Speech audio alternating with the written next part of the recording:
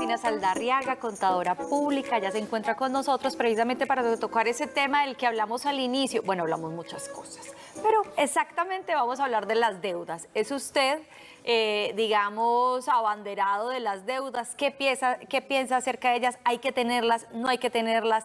¿Hay deudas inteligentes? ¿Hay deudas inoficiosas? Mejor dicho, que sea entonces nuestra invitada que hoy tocará este tema para ampliarlo, así que Laura, siempre bienvenida. ¿Cómo es la frase con la que empezó Sandrita? Quien no debe nada no tiene nada. Esa es típica. Para tener hay que endeudarse, o sea, así de sencillo.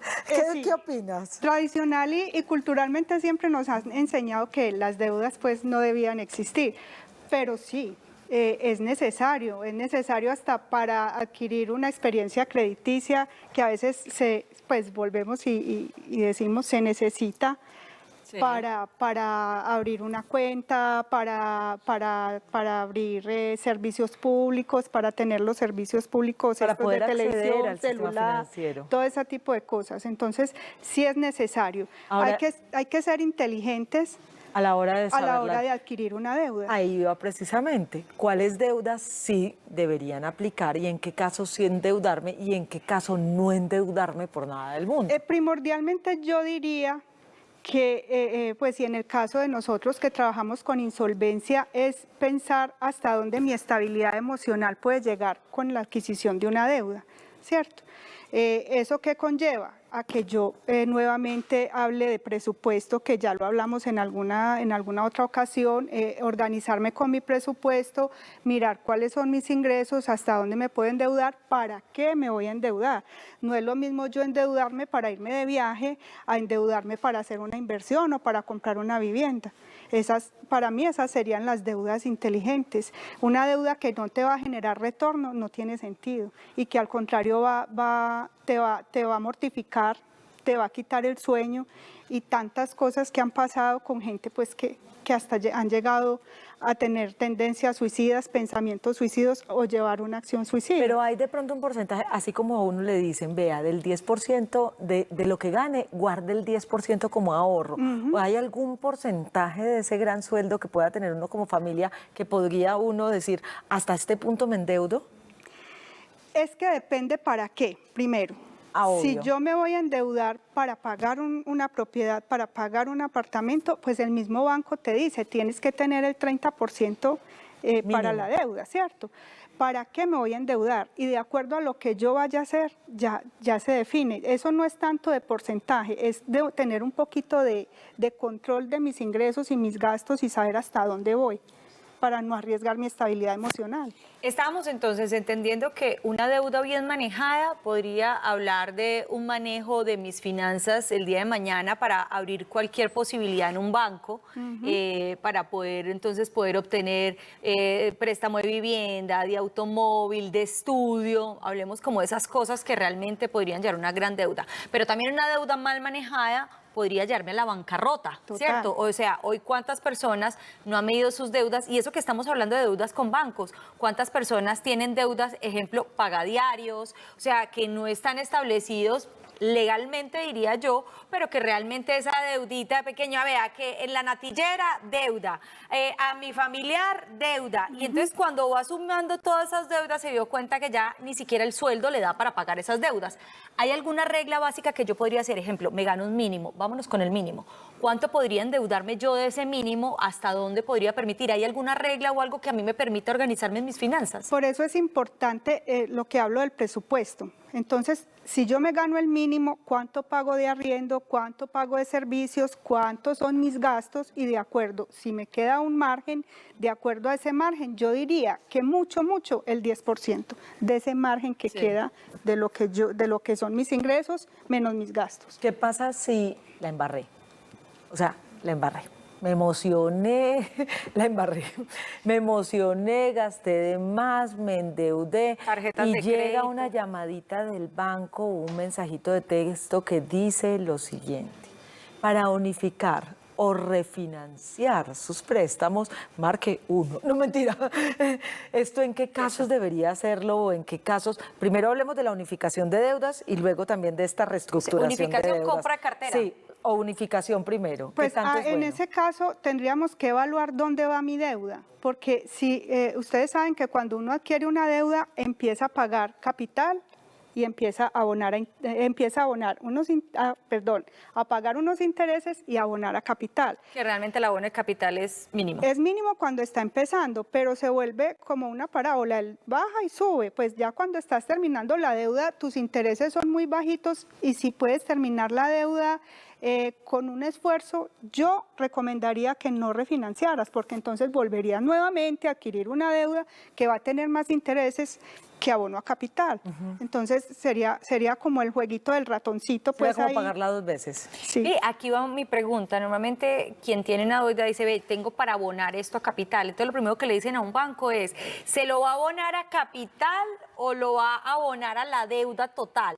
¿Cuál debería ser la idea? Porque entonces hay quienes dicen, no, pues es que lo abono a la deuda, voy a recibir, o sea, pago menos de cuotas mensuales, pero pues sigo recibiendo, o sea, pero no fue a capital, o sea, mejor dicho, estoy enredada. ¿Cómo debería ser? No, la recomendación siempre es abonar a capital. Siempre. Siempre. Que la hacer cuota siga siendo la misma. abonos inteligentes a capital. El banco te ofrece 2 opciones. Bueno, con este abono a capital, por ejemplo, en una deuda hipotecaria, te dicen o te aumenta o te disminuye el tiempo o Sí. te disminuye la cuota.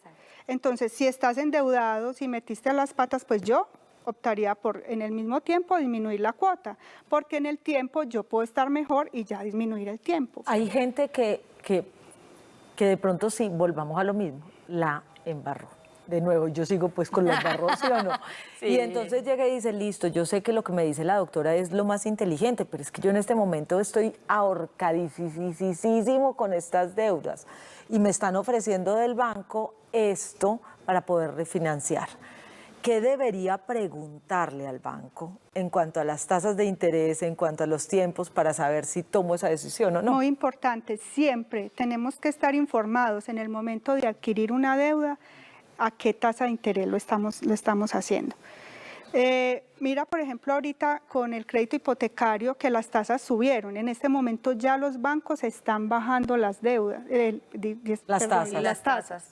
Están bajando las tasas. Entonces, es muy importante que si metimos las patas, si la embarramos, entonces vamos al banco y le ofrezcamos un negocio con una nueva tasa de interés. Porque también puede Algunos pasar en bancos lo sentido están contrario. aceptando. Resulta que tengo una tarjeta de crédito y en esa tarjeta de crédito lo hice con un interés del 2 y en este momento está del 4.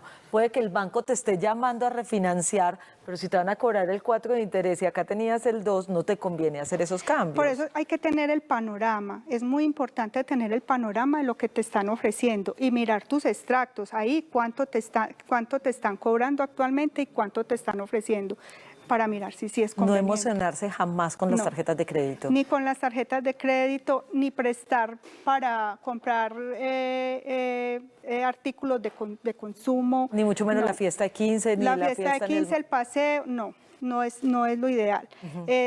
Adquirir deudas que te generen un retorno, que te generen ingresos pasivos, que son esos ingresos que mientras tú estás durmiendo estás recibiendo. La gente que invierte en acciones y que saben hacerlo, la gente que adquiere una propiedad para rentar, están en su casa tranquilos y les está generando un retorno ese dinero que invirtieron. Sandrita, se quedó pensando. Sí, me quedé pensando, es porque además o sea, recibimos tarjetas con facilidad, ¿cierto? Los créditos en los almacenes están por doquier, entonces a usted le dicen, vea, para que se compre estos zapatos, se compre esta camisa, saque un crédito, es muy fácil sacarlo. Hoy sacar un crédito a veces ni siquiera se necesita codeudor, entonces con facilidad digamos que esa ¿cómo se dice? Como ese diablito endeudamiento está siempre presente para poder conseguir. Yo realmente de manera personal no le tengo miedo a las grandes deudas, le tengo a esas deudas hormigas, lo voy a Es que llevar la con los hormiga se gastos vuelve hormigos. grande. O sea, que son esas deudas pequeñitas y cuando menos pensé terminé con 5 almacenes y en los 5 almacenes con deuda, que es lo que normalmente funciona. Entonces, y te ofrecen, vea, no, usted saque hoy que el crédito lo empieza a pagar En el 2 otro meses. año. Si no usa la tarjeta, no tiene cuota de manejo. Entonces, ¿para qué claro, quiero la tarjeta? ¿Sí o no? Entonces, en esa dinámica terminamos en una dinámica de consumismo y cuando menos pensamos terminamos reportados. ¿Qué pasa una vez que estamos reportados? ¿Cómo funciona este tema? Me imagino que al cuánto tiempo podría estar pasando que ya estemos de aquí. Eso es ¿A más. cuánto tiempo reportan a la gente? Inicialmente a los 30 días Ajá, se demora. reporta. Eso es un proceso, inician proceso prejurídico, luego jurídico, luego, bueno, eso ya es todo un proceso. Y eso ¿cierto? va teniendo como lista negra. Claro, eso inmediatamente tú dejas de pagar 30 días y ya estás reportado. Y por un par de tenis. Por lo que sea. Es que inclusive uno en diciembre ve la gente que es loca gastando y en enero es el dolor pues de todo mundo cómo se va a pagar, ¿cierto? Entonces es ser muy cuidadosos, sí, endeudarnos, pero con mucha sutileza, sabiendo qué tengo para saber hasta dónde puedo ir y si no, y si ya la embarramos y si ya no podemos, pues ahí estamos nosotros en insolvencia ayudando. Que eso me encanta porque es que es llevar un proceso de salvación financiera a mucha gente, pero además con tu asesoría es enseñarles de esa inteligencia financiera, porque una persona que lo hace una vez, se quiebra una vez, fácilmente puede volver a caer en los mismos errores si no adquiere nuevos hábitos y nuevas costumbres, ¿cierto? Y esa es la idea que tenemos nosotros desde Insolvencia, porque nosotros vamos más allá, nosotros queremos que la gente no vuelva a insolventarse, que lo hagan una sola vez. Entonces, desde Insolvencia estamos tratando de asesorar, estamos tratando de ayudar para que exista como esa educación financiera y la gente no vuelva a caer. Resulta que yo hice un proceso de insolvencia, me acogí a la ley, no sé qué, no sé cuánto. Quiero empezar nuevamente mi parte financiera. ¿Cómo debería contablemente empezarla? ¿Y cómo volver a abrir esas cuentas de banco? ¿Cómo vuelve a hacer el proceso de volverme a ganar cierta credibilidad en el sistema bancario? Pues es lo que llamamos reorganizarnos, es retomar todos estos tips que hemos venido dando acá, organizarnos con un presupuesto, saber lo que te estaba diciendo, saber hasta dónde voy a ir de acuerdo a lo que tengo. También es mirar qué tipo de ingresos tengo yo, es decir, qué empleo tengo yo, ese empleo es seguro, hasta dónde es seguro, hasta dónde puedo ir. Ajá. Es marcar mis límites. Además, pues porque uno no piensa que lo van a echar. O sea, es cierto, si uno está trabajando, es viable, es posible, pero uno dice como que no, venga, yo ya soy empleado y uno nunca piensa como que esto me va a durar 6 meses para no poderme endeudar. Entonces, aquí lo importante es, desde ya entender cuáles son mis capacidades, cuáles son las deudas. Además, porque si hablamos de un matrimonio, las deudas, así como los bienes, nos pertenecen a los dos. Sí. ¿Cierto? Ajá, sí. Entonces también entender que esto, que es una sociedad, esas deudas mañana, si esa pareja termina, las deudas la van a pagar los dos, así la haya adquirido uno solo. ¿Cierto? Entonces, entender todas estas dinámicas, cuáles son mis deudas, cuál es la deuda de la familia y empezar a organizarse. Ustedes ayudan en todo ese proceso y me encanta porque es entender cómo manejo mis finanzas, qué tengo, con qué cuento y con qué no cuento. Y cómo esos gastos hormiga también pueden ser organizados para que no terminen, digamos, el día de mañana en una deuda mayor. Mira, los gastos Claro que sí. hormiga. ¿Tú te tomas tinticos en la calle? Sí, y un ojo. Bueno, no, digamos que no se lo toma acá abajo, sino que se toma un tinto normal. Listo, un tinto normal, ¿cuánto vale? 2.000 pesos, ¿cierto? 2.500. 2.500. Y me lo tomo de lunes a viernes. ¿Eso significa que cuánto es? En un mes. Por eso- imagínese. Son 12.500, uno solo en el día. Uno solo Y normalmente al día, uno sin no se el toma uno. pancito, sin la frutica, sin el helado de no sé dónde, sin nada. Son 12.500 que se convierten en un mes en 4 semanas. 50.000, 25, Sí, 50, sí. 50.000 pesos. 600.000 en el año. Son 600.000 en el año. Un tinto, un tinto. Gracias. Ahora, quienes somos mamás, dígame que nos gastamos solo los 2.000 no pesitos. pueden ver una maquinita con comida, mija, porque eso es peligroso para estos muchachos. O sea, pasan por ahí, ve así. Si nosotros somos un poquito más conscientes, ¿cuánta plata realmente podemos nosotros ahorrar o utilizar en cosas que realmente son importantes en casa o no? Sí, es verdad. Y es que normalmente siempre cuando llega alguien a insolventarse, a hacer su proceso de insolvencia, encontramos pecados. Yo siempre lo he dicho, hay pecados, hay cosas que hay que buscar para que la gente comience a aprender de esos errores y salga. A mí me da mucha risa porque hay veces uno tiene amigas y se encuentra con las amigas y le dice, está tan duro, qué trabajadera, tan dura y no veo la plata y no sé qué, y no sé cuánto, y luego te la encuentras el fin de semana en un centro comercial. Llena de bolsas. Y hay algo que a mí me parece súper chévere y yo sigo con la mentalidad con la que crecí en mi familia y es que el que no se endeuda no consigue. No, yo y para hoy esas cosas muy también. seguramente, hoy alguien nos está viendo y dice, vea, yo quiero conseguir mi apartamentico, o sea, por fin tener mi casita propia, un apartamento pequeño y resulta que tiene que organizarse financieramente para poder conseguir eso. Entonces ahí están los ahorros. Ahí qué tan importante es tener ese ahorro que me respalde esa deuda que voy a obtener y adicional el tema del análisis de los bancos, mirar tasas de interés, cuál me da mejor tasa, a cuánto tiempo me tengo que endeudar. O sea, esto sí es literal uno sentarse con lápiz en la mano y tener que hacer un análisis financiero, un balance financiero de esos, desde que usted toma la decisión de conseguir ese apartamento al día de entrega, ¿cierto? Y después. Y luego... Y después, porque es que a usted le ¿Cómo va a pagar? entregan y usted tiene que entrar a organizar. Entonces es todo un proceso. Es todo un proceso y como tú dices, con lápiz y papel. Bueno, pero a partir del mes pasado entramos en un proceso de deflación, es decir, algunas tasas ya empezaron a bajar, sí. y esa es la tendencia que va a tener supuestamente la economía en Colombia, ¿o no? Ajá, sí, eso, pues eso es lo que estamos esperando todos. La verdad que lo estamos esperando con ansias, a ver si así podemos volver a creer como en país y a volver a invertir, sobre todo que hay ciertos sectores que no solamente dependen la economía de ellos, sino que gran parte de la fuerza laboral se da precisamente en esos sectores como el sector construcción Sí. también, que ha sido tan golpeado en estos últimos 2 años y que se está viendo como un receso en la gente que está trabajando, lo cual es gravísimo para las familias colombianas, porque hay muchas familias que dependen precisamente de ese tipo de industrias. Y aquí es donde estábamos hablando precisamente de la toma de decisiones. Ojalá esa toma de decisiones de endeudamiento no sean en momentos ni de alegría ni de tristeza, sino obviamente con conciencia, con responsabilidad, entender el por qué, el para qué y si vale la pena hacer la deuda. Tengo Creo una que es lo última importante. pregunta, porque es que hay mucha gente que piensa, es que esa ley de insolvencia es solo para ricos. Yo, ¿qué voy a aplicar a una ley de insolvencia? ¿Para qué?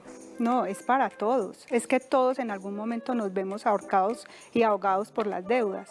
Es para todos. Cualquiera puede ir a declararse en insolvencia. Lo que es pequeño para ti es enorme para otro. Y estamos para ayudarlos a todos. ¿Cómo los encontramos en Instagram? En Instagram está @insolvenciamaru Ajá. y en Facebook María Eugenia Orozco. Gracias, de verdad. Gracias por acompañarnos y esa claridad que nos das. Ya sabe, si sabe endeudar, que sea para casa, para carro, para cosas que se produzcan más dinerito. Pero que sea de ¿Listo? manera inteligente, porque después usted se endeudó y le termina la No, constructora ni o termina tampoco- no solo eso. le termina quitando la casita porque no supo hacer cuentas Uno de pieza. manejando un carro de alta gama y sin tener para la gasolina, Hágame, por tampoco. favor. Solamente por fafarachudo, no hay tampoco. Es hay realmente pa'l lo whisky, justo. hay pa' hielo. Lo justo, lo necesario y lo bien pensado. Hay que ser inteligentes. cual. Gracias. Bueno. Ya regresamos.